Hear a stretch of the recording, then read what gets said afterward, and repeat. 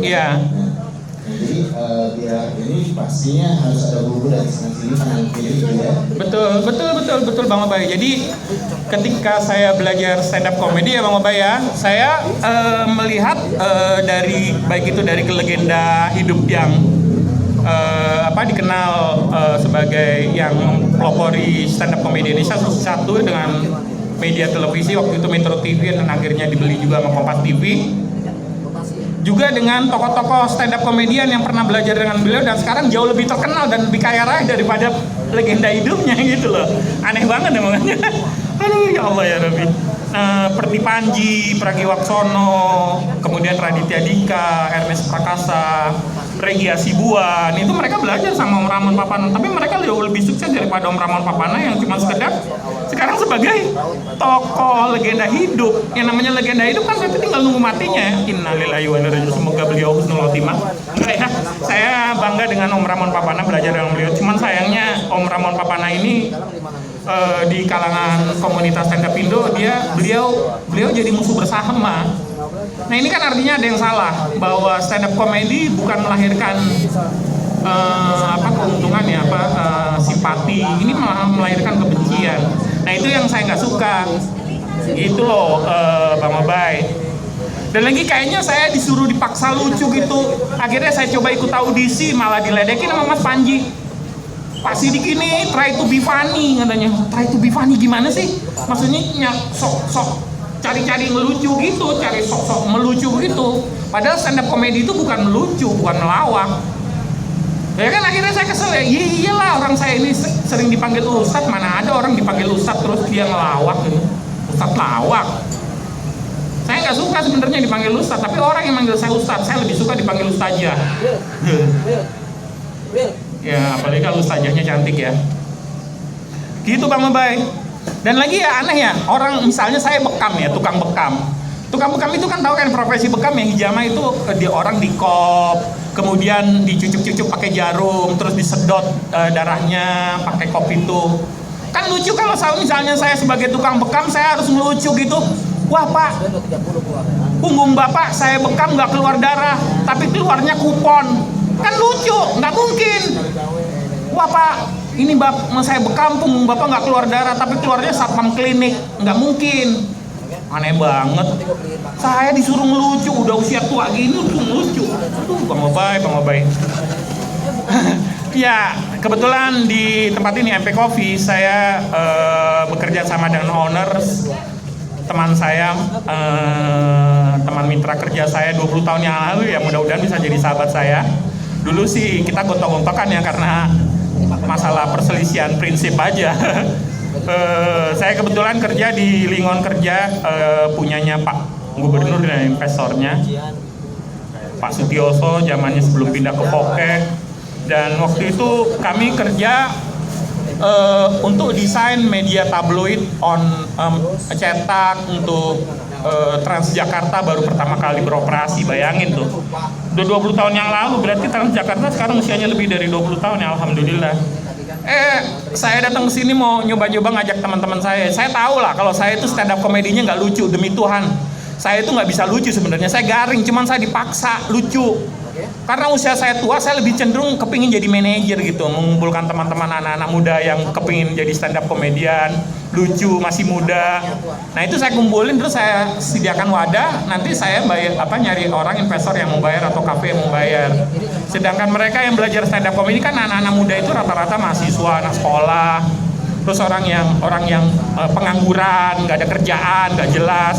Mereka pengen beralih profesi, pingin kaya raya, jadi stand up comedian, ya itu saya manfaatin. Saya hubungin kafe-kafe, terus saya suruh mereka open mic, nanti saya dapat duit dari kafenya. Ini kayak dari teman saya dapat duit, yaitu minum kopi, nggak bayar, nggak ding bayar ding.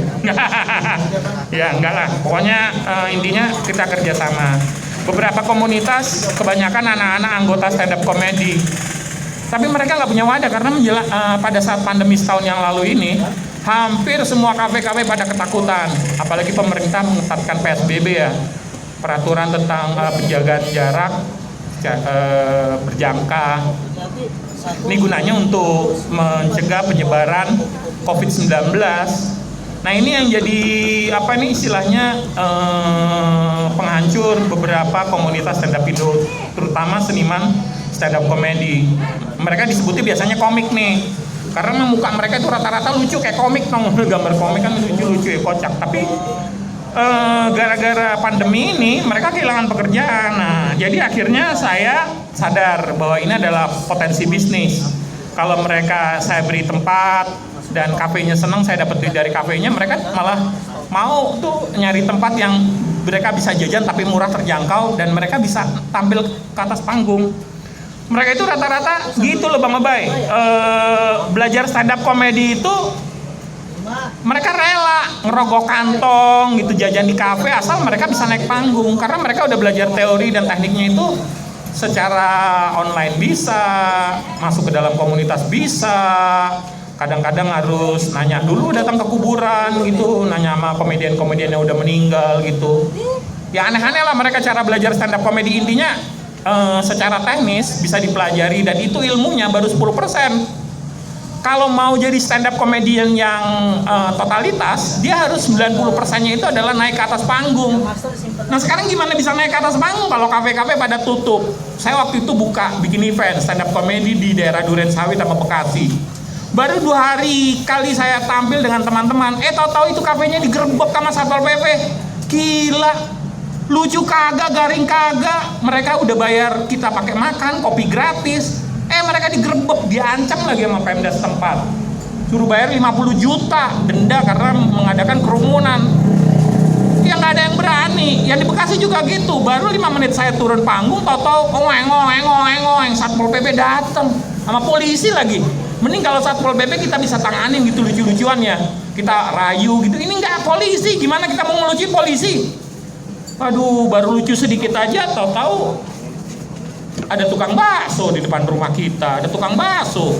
Kan aneh gitu, nggak bisa lah lucu di polisi dilucu-lucuin. Oh, gitu Bang Abay. Makanya tahu-tahu saya ketemu teman saya ini emang sebenarnya agak rada-rada gila, tapi dia udah lebih ngetop dan lebih sukses daripada saya gitu. Bahkan dia bisa jadi YouTuber ya. Dari YouTuber ini dia bikin kelola kafe ini nih. Bahkan ada 2 cabang alhamdulillah yang mau difokusin di Kopi 2 ini. Wow. MP Coffee. Ya itu kan berjualan ya. Kadang, iya. Kita melucu nggak dibayar. Iya, ya nggak apa-apa saya nggak dibayar. Yang penting saya punya tempat, wadah. Itu adalah bagian dari perjuangan kita menuju sesuatu. Betul. Yang namanya kita harus melewati proses itu ya. Betul. Karena intinya seperti ini. Betul. Kita harus yakin kalau namanya proses itu tidak akan mengkhianati hasil. Proses itu tidak akan mengkhianati hasil. Ya. Iya. Seperti jatuh bangunnya opsi individual untuk muncul sebagai seorang komika yang terkenal. Ternyata seperti itu begitu, dan itu akan menambah referensi kita. Betul, referensi dan stok joke lah istilahnya. Betul. Pengalaman. Kuat juga. Betul. Menghadapi tantangan atau dalam menghadapi segala apapun di depan, karena ingat. Betul. Ini adalah langkah awal, belum apa-apa. Betul. Akan ada lagi rintangan-rintangan. Betul. Yang mungkin bakal lebih mungkin bersentuhan dengan hukum lebih betul. Hilang, gitu kan. Ini kan kaitannya dengan pemuda setempat sama warga di lingkungan. Dan itu intinya bisa membuat kita lebih kuat lagi. Betul. Dan juga bisa membuat kita mental kita udah lebih terasa gitu dalam segala sesuatunya. Betul. Yang namanya ilmu itu akan pasti bertambah. Betul. Pengalaman itu bertambah. Nah, ingin bertambahnya itu melalui sebuah proses. Gitu. Betul. Nah iya. Semoga yang ingin menjadi komedian, terutama di stand up comedy ini. Iya betul. Itu adalah salah satu ilmu ataupun salah satu sharing ya, sharing berbagi pengalaman supaya nanti dalam memasuki atau menapaki dunia stand up comedy itu bisa lebih tahu lagi. Gitu. Betul. Oke. Ya. Cukup ya. Boleh lanjut. Boleh. Nah, jadi ini kebetulan saya sambil nyariin podcast nih Bang Obay. Jadi sebenarnya memang di dalam dunia stand up comedy bermitra dengan kafe-kafe itu semacam simbiosis mutualisme. Simbiosis mutualisme itu saling menguntungkan. Jadi take and give ya. Betul, take and give. Kafe diuntungkan dengan adanya hiburan yang non budget lah. Artinya kenapa cuma modal speaker sama sound system aja, betul. Sementara kalau bikin live band, live music ya, baik itu akustik tetap harus ada sistem sound system yang jauh lebih rumit, lebih mahal. Kalau stand up comedy enggak. Nah, cuman permasalahannya ada beberapa komika-komika yang sudah jadi, sudah terkenal, sama komika yang baru belajar itu kan mereka membutuhkan kafe. Mereka kadang-kadang nggak mau membantu, bahkan kadang-kadang sombong. Betul, dan itu saya alami. Nah, jadi yang namanya yang sudah senior itu bukan membimbing, tapi malahan pura-pura nggak kenal. Pura-pura nggak kenal, sombong, bahkan kadang-kadang suka menghina, bikin komika junior malah jadi bener. Anda membuat komika junior. Betul. Perjalanan seperti yang tadi saya bilang, itu adalah sebuah perjalanan, sebuah proses gitu menuju sesuatu ya. Karena di situ mental kita benar-benar diasah. Betul. Kita akan terus maju. Betul. Kita mundur teratur. Iya. Jadi melangkah satu tapi mundur teratur. Yang malam hari ini dia terus maju dengan yang namanya nasi kebuli dan nasi mandinya. Iya betul. Dan bagi siapapun terus maju. Betul. Sampai mungkin jadi 100% atau siap opening nanti untuk nasi kebuli. Iya. Oh ini belum grand opening ya? Belum ya? Masih oh iya masih opening. Masih ada perbaikan di sana sini ya, Pak Haji ya. Jadi ada make up dulu nih. Jadi bukan wajah aja nih make up. Oh iya betul. Nasi kebuli dan juga nasi mandi. Nah seperti contohnya tadi udah mengendorse tadi ada Gambus. Oh iya Nisa Saban ya. Tadi datang ini Nisa Saban. Iya teman-teman. Alhamdulillah tadi di MP Coffee dan ini namanya Caman Raya Cafe ya, karena kumpulan beberapa rumah makan, kafe, kemudian ada tuh nasi uduk ya, pecel. Sego pecel. Ada goreng-gorengan, betul. Kebuli dan juga nasi kebuli, betul. Yang namanya sekelompok grup musik lah ya. Jadi kayak semacam pusat kuliner kali Bang Obay ya. Nah, jadi dalam perjalanan menuju pusat kuliner tadi udah ada yang namanya grup Gambus. Gambus yes. Yang penyanyinya terkenal ya sekarang, tapi kok jadi terkenal. Viral ya. Dan sekarang viral. Kita masih belum. Tapi dia biarin lah, nggak apa-apa lah viralnya Mbak Nisa Sabian kita iya betul. Betul. Beberapa hari lagi hari lah ya.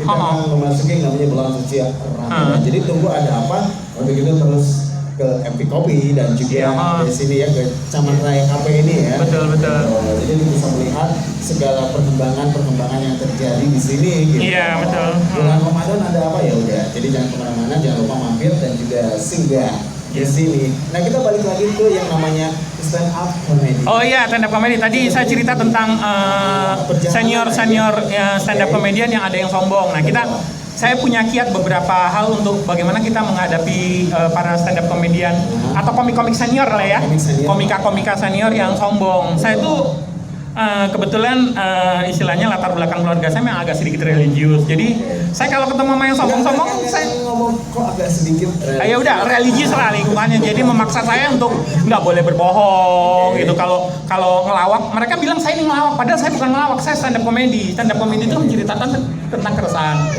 Itu kalau ketemu mereka yang sombong, saya ingetin mereka dengan ayat-ayat Al-Quran.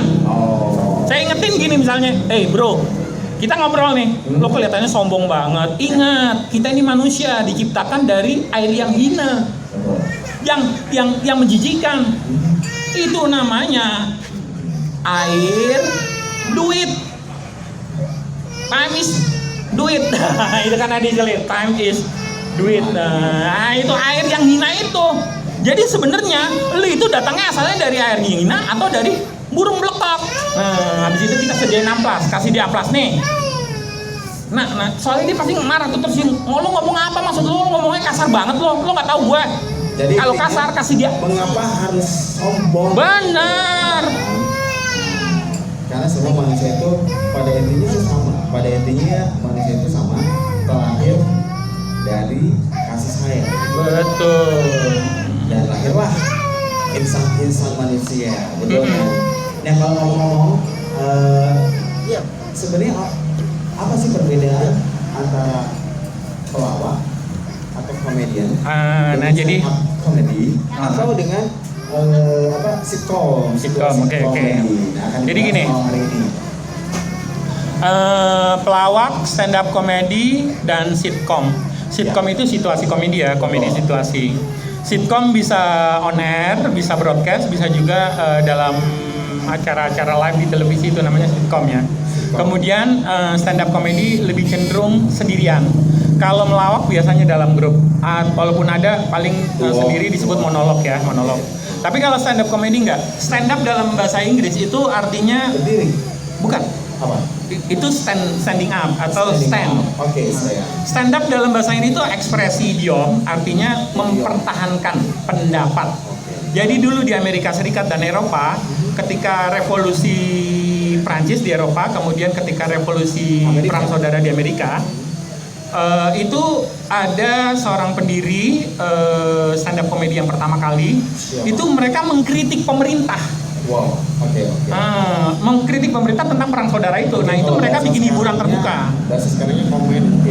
Betul. Jadi mereka mengkritik dan mempertahankan pendapat mereka, tapi supaya nggak ditangkap, ya mereka harus menyampaikannya dengan diakhiri komedi gitu. Jadi stand up itu sebenarnya kritik sosial. Betul, kritik sosial, tapi ujungnya adalah hiburan. Orang lain tertawa, yang dikritik pun senang.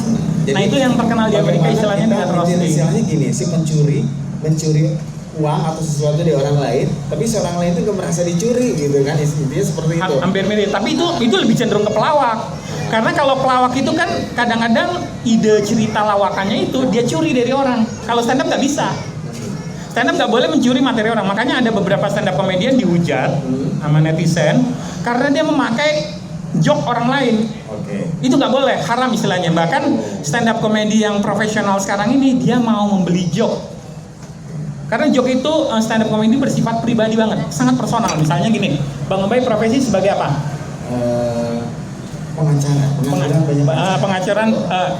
Pengangguran banyak acara yang berfungsi ganda sebagai pengelola kafe ya, barista betul, barista ya. Dan kebetulan Bang Obay juga jomblo ya, jomblo nggak sampai udah nikah, tapi wajahnya kelihatan kayak udah nikah aja nih, udah punya anak banyak gitu. Boros wajahnya. Oh wajahnya boros ya.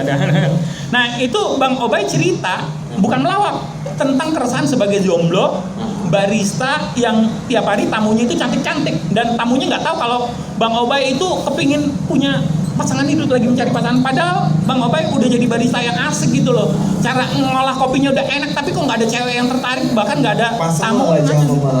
Betul. Kan nggak mungkin nggak mungkin gitu Bang Obay itu ya, ini kopinya sajinya ini cappuccino-nya, kemudian itu ada gambar kembang-kembangnya tuh, ini ada gambar hati, ini dari saya, hati seperti cinta saya kepada kamu. Nggak mungkin. Oke, nanti ditempeleng bisa, betul. Bahkan mungkin kopinya disiram cappuccino-nya, ya kan. Artinya apa? Stand up comedy bisa tampil merosting orang, bahkan menyinggung, tapi emang ada beberapa kaidah. Di Indonesia itu ada beberapa kaidah, yang penting nggak boleh menyebut-nyebut sara. Sara nggak boleh, karena kalau bukan kalau kita nyebut sara, Zainab tersinggung. Nanti kita digambar sama Bang Dul. Nggak lucu ya. Pokoknya kita nggak boleh nyebut sara lah. Istilahnya kalau dalam stand up comedy, suku, agama, ras, dan antar golongan. Yang wilayah-wilayah sensitif. Betul. Jangan Cuman di Indonesia nggak kayak di Amerika. Kalau di Amerika sara boleh. Tapi mereka ada juga unsur lain namanya pornografi. Betul. Dan di Indonesia masih untuk yang off-air boleh.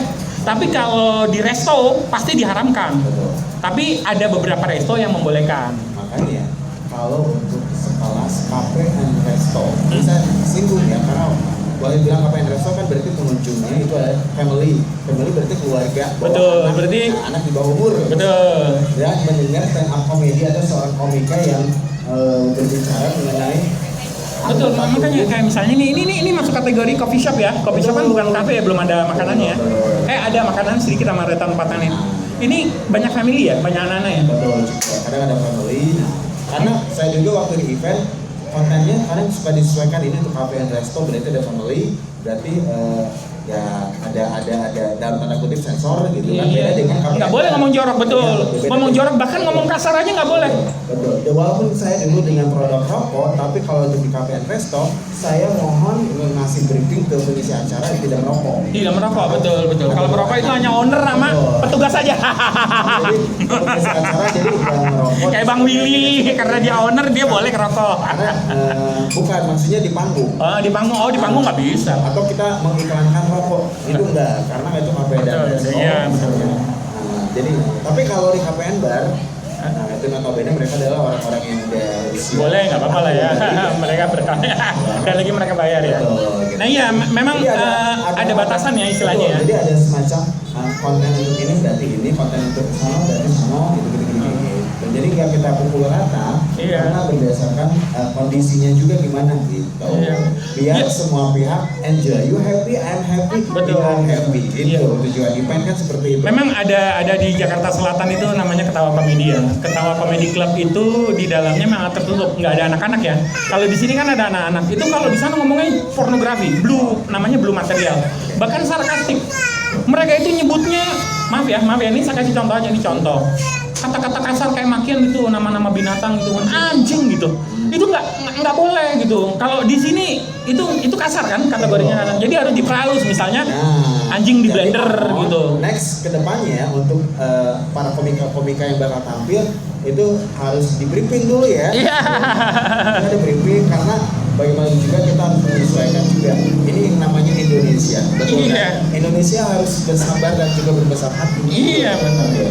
Jadi biar you happy, I'm happy, and we are happy. Betul. Jadi tidak ada yang tersudutkan, yang tersudutkan di Ya. Dan karena ini coffee shop ya, di sampingnya ada warung makan, ada nasi kebuli, terus ada pecel sego pecel. Juga ada materi pembawa para komik itu netral. Dilarang membawakan materi-materi yang namanya skatologi. Betul. Skatologi tahu artinya skatologi Bang Obay? Tahu. Apa tuh skatologi? Skatologi itu materi-materi joke yang menjijikan, nggak boleh. Kayak misalnya ngomong umpatan kotoran yang keluar dari lubang dalam tubuh manusia itu nggak boleh. Jadi dari anggota tubuh kita nggak boleh. Nggak boleh. Itu karena orang di resto kafe ini kan dia mau minum, mau makan, begitu dengar joke yang ada bau-bau kayak gitu skatologi, mereka jadi mual kan, jijik gitu. Bahkan nggak mau datang, itu nggak boleh. Jadi di samping sara tadi, kemudian pornografi, kemudian juga materi-materi yang mengajak orang untuk narkoba. Itu nggak boleh, jadi untuk kecanduan. Jadi kita harus materinya itu sebaiknya anti narkoba. Jadi yang mengajak kepada sebuah perbaikan hidup yang Iya. Jadi perbaikan hidup yang lebih baik mungkin ya. Betul. Ya. Iya. Karena di kafe-kafe sekedar koreksi aja. Jadi biar kedepannya para komika yang tampil di sini, nah itu semua bahasanya netral. betul netral. bahasanya. Jadi, Namanya bukan netral, namanya lebih jauh 3C, 4C. Clear, classy, kemudian clever, dan komedi. Clear itu artinya materinya harus bersih. Bersih ya. Kemudian classy itu artinya berkelas. Jadi nggak bahasa murahan gitu. Kemudian keempat clever, bahasanya harus cerdas. Jadi boleh dia ngomong jorok, tapi dengan istilah-istilah analogi yang sopan. Jadi menunjukkan bahwa dia itu cerdas. Dan yang ketiga harus komedi. Komedi itu artinya ya harus lucu. Kalau nggak lucu ya namanya bukan stand up komedi. Jadi kalau memang nggak lucu berarti sedang berpidato kah? Iya, sedang public speaking atau jualan obat. Atau malah jualan nasi goreng, sego pecel sama nasi kebuli doang. Betul. Belilah nasi kebuli, nasi Madinah itu kan nggak lucu juga nggak apa-apa karena toh dia bukan yang namanya seorang komika. Betul. Nah, misalnya kayak di sini kan jualan nasi sego pecel ya, sama nasi nasi kebuli. Mudah-mudahan di sini juga ada nasi goreng kuning ya kalau nggak salah ya.